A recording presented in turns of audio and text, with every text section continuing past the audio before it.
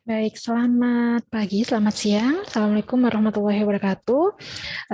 Bertemu lagi ya kita di mata kuliah Fisiologi Hewan. Jadi pada pertemuan ke-10 pada minggu ini kita akan belajar tentang termoregulasi pada hewan. Sebelum kita mulai perkuliahan, dipersilahkan untuk berdoa terlebih dahulu, mata agama dan kepercayaan masing-masing. Berdoa dipersilahkan. Berdoa selesai. Baik, saya akan share screen untuk materi dari termoregulasi pada hari ini. Oke, ya. Jadi ini adalah materi termoregulasi hewan. Seperti dalam katanya begitu ya, termo berarti dia berkaitan dengan suhu, regulasi berarti dengan pengaturan. Jadi kita akan membahas tentang bagaimana pengaturan suhu yang dilaksanakan oleh hewan atau dilakukan oleh hewan. Oke, di sini ada 5 poin penting yang akan kita pelajari. Yang pertama adalah tentang menjaga kestabilan suhu, gitu ya, menjaga kestabilan suhu. Yang kedua adalah tentang poikiloterm dan homoeoterm. Ini mungkin sudah umum teman-teman pelajari dulu di SMP dan SMA. Yang ketiga adalah bagaimana interaksi panas antara hewan dengan lingkungannya. Selanjutnya adalah bagaimana termoregulasi pada ektoterm, gitu ya, hewan-hewan ektoterm, dan bagaimana termoregulasi pada hewan-hewan endoterm.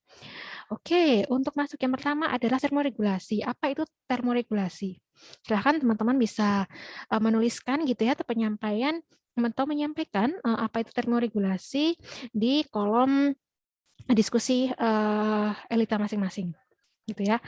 Jadi termoregulasi itu suatu proses gitu ya, suatu proses yang terjadi pada hewan untuk mengatur suhu tubuhnya supaya suhu tubuh tersebut tetap konstan atau paling tidak supaya suhu tersebut tidak mengalami perubahan yang besar atau tidak mengalami perubahan yang signifikan. Nah, jadi mekanisme termoregulasi pada hewan itu dengan mengatur keseimbangan antara perolehan dan kehilangan atau pelepasan panas. Begitu ya. Nah, selanjutnya yang pertama adalah mohon maaf.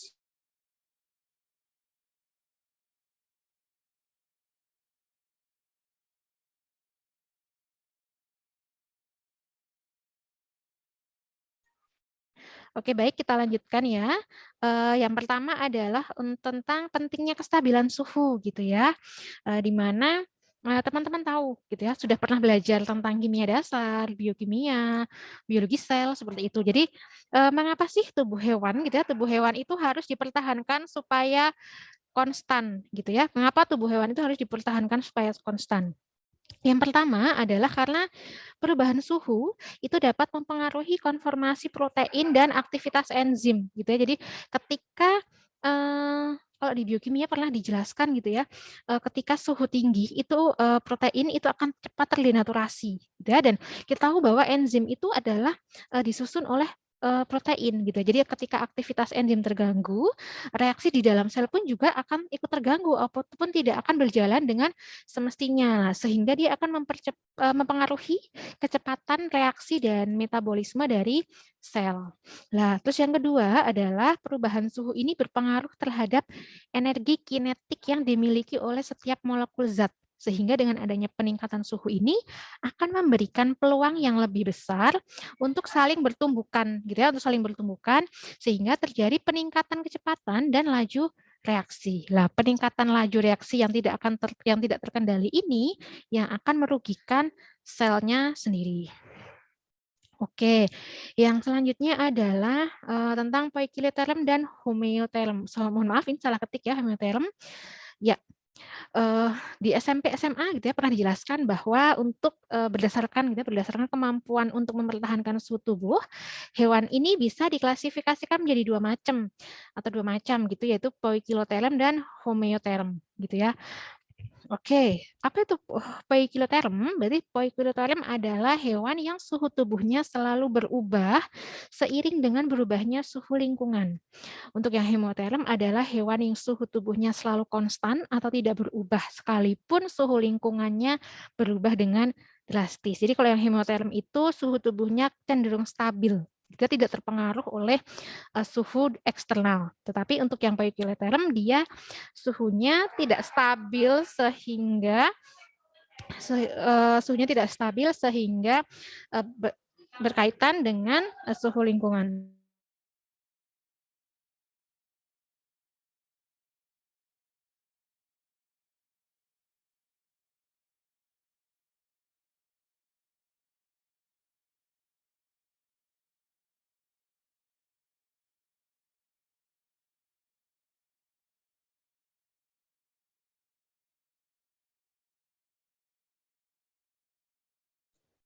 Oke, baik, kita lanjutkan ya.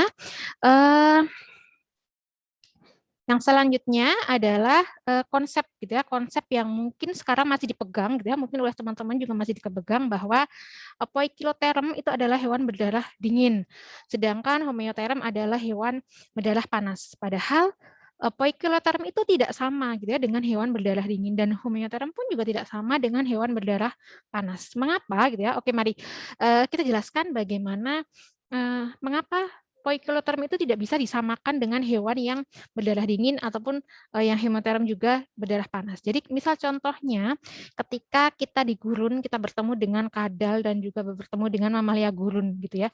Di mana kita tahu bahwa kadal itu hewan poikiloterm gitu ya. Dan mamalia adalah hewan homoterm.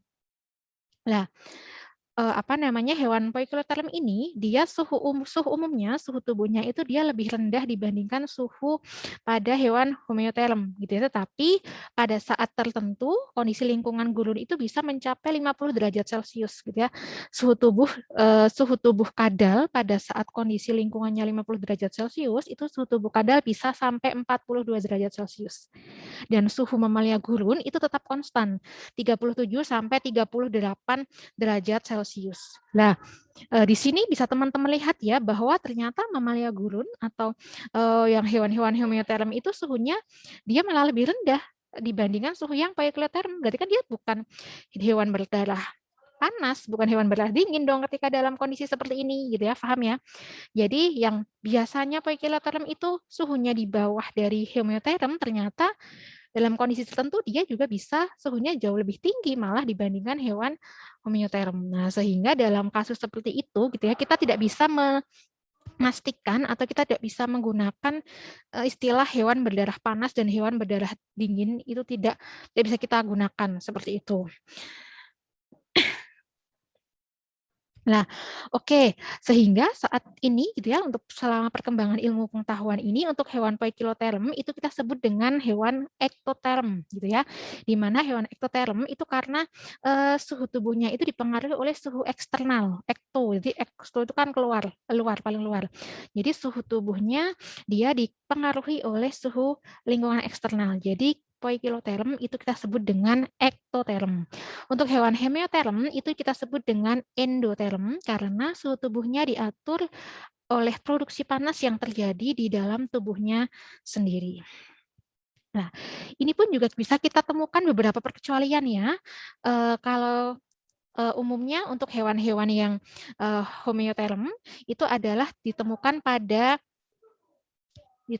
pada aves dan juga ditemukan pada mamalia. Nah, tetapi pada kondisi tertentu gitu ya, berarti hewan-hewan selain itu adalah poikiloterm. Tetapi pada insekta itu yang umumnya digolongkan poikiloterm itu dia ada di beberapa jenis insekta, contohnya lalat yang masuk dalam ataupun dia bisa mengelola panas tubuhnya sendiri gitu ya dengan cara melakukan kontraksi otot sehingga dia disebut sebagai hewan endotermik sebagian.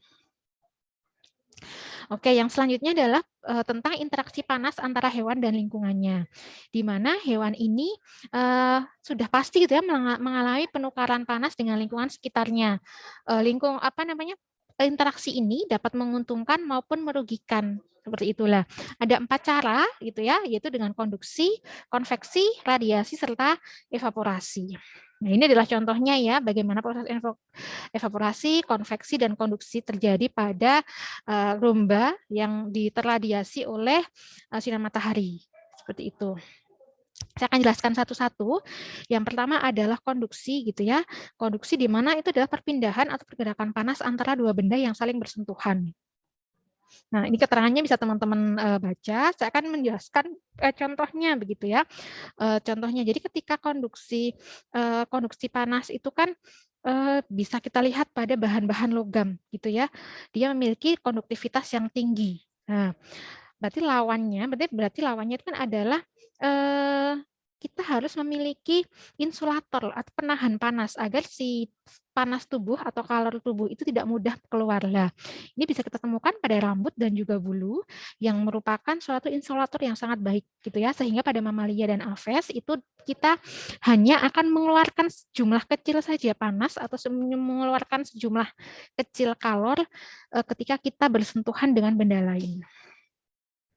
Yang kedua adalah konveksi gitu ya, di mana konveksi ini perpindahan panas antara dua benda yang terjadi melalui zat alir atau fluida yang bergerak. Ini contohnya nih, misal saat kita kepanasan gitu ya, tubuh kita kepanasan, kita menggunakan kipas. Awalnya suhu gitu ya, suhu di sekitaran tubuh kita itu biasa saja gitu ya, suhunya normal. Tetapi saat kita menggunakan kipas gitu ya, lama-lama suhu tubuh kita akan turun, panasnya akan keluar dan akan suhu udara di sekitar kita akan panas gitu ya, seperti itulah perpindahan tersebut yang berupa konveksi. Lah nanti semakin lama kita memakai kipas angin, udara yang di samping-samping kita itu tadinya panas, dia akan berpindah tempat, dan akan digantikan oleh udara lain yang dingin, seperti itu. Oke, yang ketiga adalah radiasi gitu ya, di mana radiasi adalah perpindahan panas antar dua benda yang tidak saling bersentuhan gitu ya. Contohnya ini sangat mudah gitu ya, radiasi dari matahari ke tubuh hewan kayak gitu ya. Nah, contohnya misal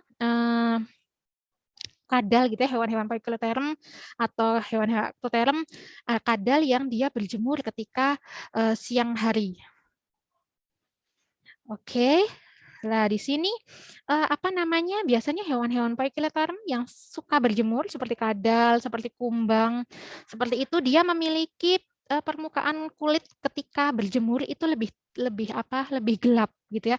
Ini salah satunya adalah dengan perpindahan melanositnya ke bagian permukaan tubuh gitu ya, melanositnya pindah ke permukaan tubuh. Nah, ketika melanositnya pindah, kita tahu bahwa melanosit adalah dia yang lebih pigmen yang menerima sinar matahari secara berlebih. Ketika melanositnya banyak, otomatis sinar matahari yang didapatkan atau didapatkan oleh si tubuh itu akan lebih banyak dan akan mengefisiensikan waktu, tidak terlalu lama berjemur. Tapi ketika melanositnya tidak dinaikkan gitu ya ke permukaan tubuh, itu berarti si hewan tersebut akan membutuhkan waktu yang lebih lama untuk proses penjemuran. Oke, dan yang ketiga adalah yang keempat adalah evaporasi gitu ya, atau penguapan. Lah, penguapan ini contohnya begitu ya, contohnya adalah ketika kita pengen melepaskan panas. Jadi tubuh kita terlalu panas, tubuh kita pengen melepaskan panas, secara otomatis gitu ya, secara otomatis tubuh kita menanggapinya dengan mengeluarkan keringat gitu ya. Lah, keringat itu kan akan membasahi kulit kita. Lah, si keringat yang sudah membasahi kulit kita dalam kurun waktu tertentu, dia nanti akan hilang. Iya nggak sih? Akan hilang. Lah, karena itu adalah proses penyerapan kelebihan panas pada kulit kita akan diserap oleh air keringat itu dan keringatnya akan berubah menjadi gas atau evaporasi. Jadi sama kayak kalian mendidihkan air gitu, ditinggal setengah jam ya habis gitu kan airnya, seperti itu. Untuk beberapa hewan yang tidak memiliki kelenjar keringat seperti anjing misal contohnya ya, ataupun burung seperti itu, dia meningkatkan proses penguapan gitu ya, penguapan dengan melalui saluran pernafasannya. Jadi biasanya aja caranya dengan terengah-engah gitu ya. Misal kalau anjing ya sampai melet-melet itu loh, terengah-engah sampai melet-melet lah. Itu adalah salah satu contoh bentuk pengeluaran kelebihan panas yang dimiliki oleh si hewan tersebut. Oke, yang keempat adalah termoregulasi pada ektoterm, di mana ektoterm akuatik gitu ya di hewan air gitu, ini tidak begitu bermasalah begitu karena air itu kita tahu gitu ya, air itu merupakan suatu peredam panas yang baik gitu ya. Jadi si suhu lingkungan di akuatik ini relatif stabil sehingga hewan-hewan yang hidup di air itu tidak banyak mengalami permasalahan untuk suhu lingkungan yang rumit begitu. Nah, ini contohnya bisa saya jelaskan pada ikan tuna gitu ya, ikan hiu dan tuna. Jadi ikan hiu dan tuna ini dia memiliki kemampuan untuk mempertahankan adanya perbedaan suhu antara suatu bagian tubuh dengan bagian tubuh yang lainnya gitu ya. Ikan tuna ini mampu meningkatkan laju reaksi metabolik terutama pada otot yang digunakan untuk berenang dan pada saluran pencernaannya. Jadi bagian tengah ini ya. Nah, sehingga bagian tersebut lebih panas dibandingkan bagian lainnya. Nah, kemampuan tersebut itu karena adanya sistem heat exchanger atau penukar panas gitu ya. Jadi heat exchanger ini bekerja dengan prinsip arus bolak-balik. Jadi arus bolak-balik. Jadi selama heat exchanger bekerja, darah dari pembuluh arteri bagian atas, gitu ya, darah dari pembuluh arteri bagian atas itu dia akan lebih dingin sifatnya, lebih dingin dan mengalir dari insang yang berdampingan dengan vena yang suhunya lebih tinggi yang mengalir ke insang. Seperti itulah dengan cara tersebut panas itu bisa dipindahkan dari vena ke arteri dan masuk kembali ke organ tubuh sehingga suhu pada otot renangnya si tuna ataupun hiu itu tetap berkisar 12 sampai 15 derajat Celcius. Jadi tetap lebih tinggi daripada suhu air. Nah, ini ya. Ini untuk gambarnya. Jadi di bagian tengah ini head exchanger-nya itu dia bekerja. Dan ini mengapa teman-teman kalau misalnya menemukan ya ada apa ada di perut maskal. Jadi kalau misalnya teman-teman makan tuna, makan tongkol itu kan bagian daging sini kan dia berwarna lebih gelap gitu. Ini karena efek dari sistem bekerja dari heat exchanger itu. Oke, di sini ada dua jenis ya. Umumnya ikan itu adalah poikiloterm atau ektotermik gitu ya. Tetapi ternyata ada beberapa jenis ikan yang dia sudah masuk dalam endotermik gitu ya, yaitu contohnya tuna, terus swordfish ataupun juga shark. Terus lainnya dia masih dalam apa namanya golongan ektotermik. Oke, ini bagaimana pengaturannya? Pengaturan pada hewan panas ini yang kanan adalah yang endotermik dan yang kiri adalah yang ektotermik. Teman-teman bisa membaca ini adalah alurnya. Tadi alurnya bagaimana? Alurnya dari si darah tadi agar si suhu dalam tubuh ikan itu tetap baik ataupun tetap sesuai dengan yang seharusnya. Oke, yang selanjutnya adalah termoregulasi pada ektoterm terestrial gitu ya atau di darat. Ini apa namanya? Karena di darat itu perbedaan suhunya cukup signifikan atau besar. Jadi untuk mendapatkan termoregulasi dan menyeimbangkan termoregulasi itu harus bekerja keras lah ya intinya. Lah intinya bisa kita lihat pada belalang dan pada kumbang. Seperti itu. Oke.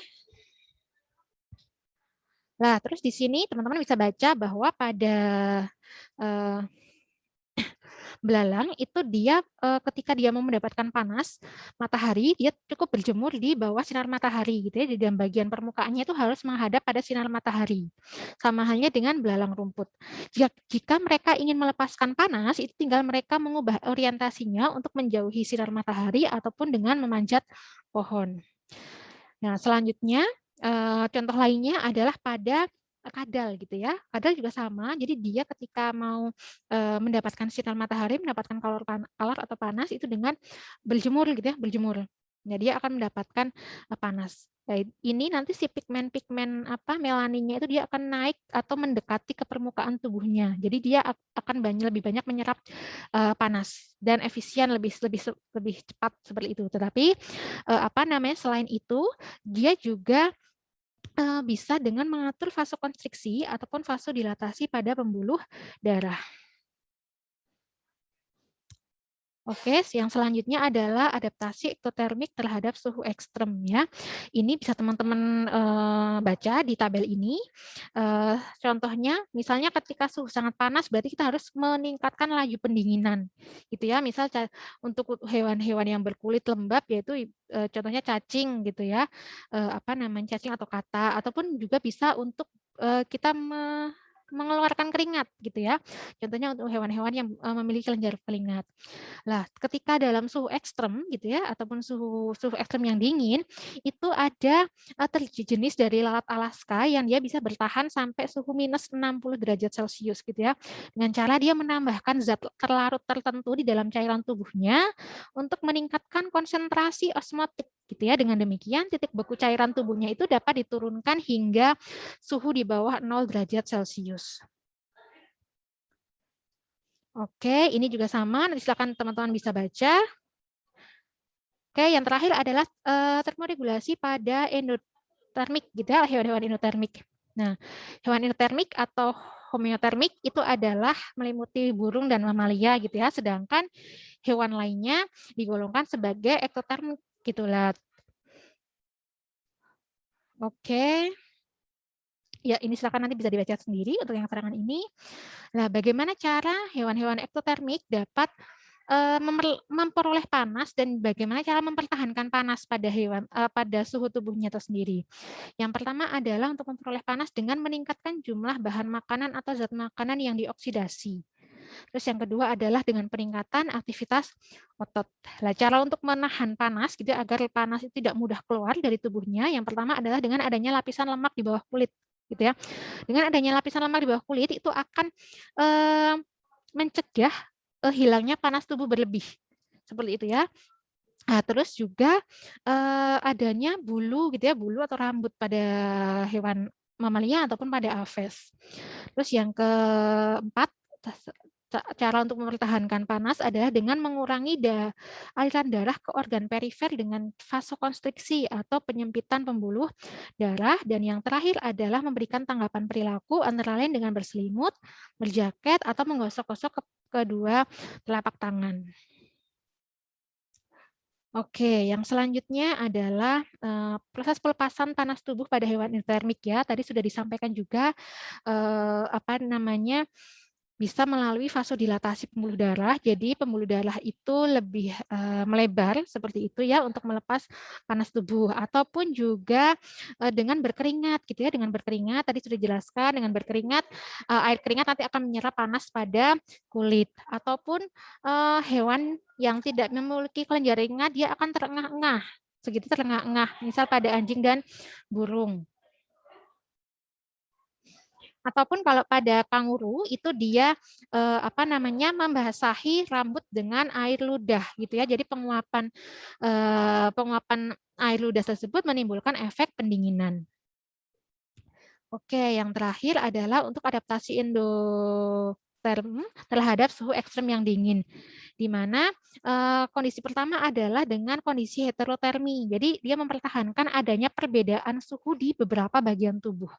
Contohnya pada burung dan mamalia kutub. Jadi pada kondisi tertentu dia hewan-hewan kutub itu suhu pusat tubuhnya dia gitu mamalia itu akan aslinya 37 sampai 38 derajat Celcius lah. Tapi pada kondisi ekstrem itu suhu kakinya gitu ya, suhu kakinya itu bisa bertahan sampai sekitar 3 derajat Celcius gitu ya. Nah, dengan kondisi 3 derajat Celcius kalau normal itu kan dia ya akan membeku gitu ya, tetapi pada mamalia kutub ini dia bisa beradaptasi gitu ya karena dan kakinya itu pun masih tetap bisa berjalan secara normal atau berfungsi secara normal. Ini perlu kerjasama antara si hormon juga saraf.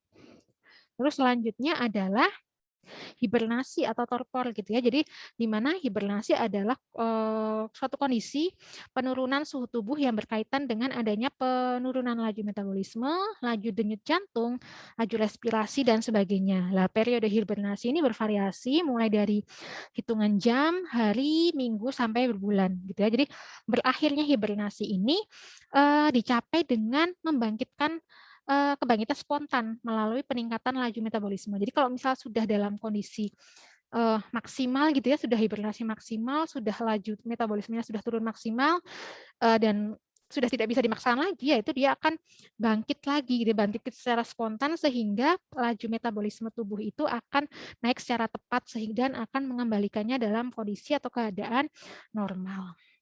Lah, ini untuk yang adaptasi pada suhu ekstrem panas gitu ya, yaitu dengan meningkatkan pelepasan tubuh, meningkatkan pelepasan panas tubuh dengan meningkatkan penguapan gitu ya, meningkatkan penguapan baik melalui proses berkeringat maupun dengan terengah-engah.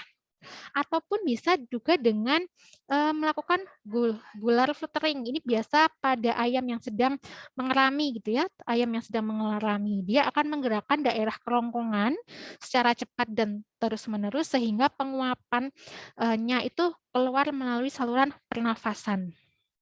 Terus selain itu juga adalah strategi hipertermik gitu ya, yaitu di mana dia mempertahankan atau menyimpan kelebihan panas metabolik dalam tubuh sehingga suhu tubuh meningkat secara sangat tinggi. Ini contohnya bisa kita temukan pada unta dan rusa gurun. Di mana hipertermik ini bersifat sementara, setidaknya dia dapat mengurangi pelepasan air dari tubuh dan yang seharusnya digunakan untuk mendinginkan tubuh melalui penguapan. Lah dalam kondisi tertentu itu kadang otak dari si unta itu tidak bisa menoleransi, sehingga apa namanya, proses pendinginan itu dilakukan dengan pendinginan otak itu dilakukan dengan prinsip kerja heat exchanger tadi seperti pada ikan tuna. Oke, cukup dari saya untuk penjelasan termoregulasi. Silakan jika ada yang ingin ditanyakan bisa dituliskan di share dituliskan di forum diskusi Elita sesuai kelasnya masing-masing. Demikian dari saya. Terima kasih atas perhatiannya. Selamat pagi, selamat siang. Assalamualaikum warahmatullahi wabarakatuh.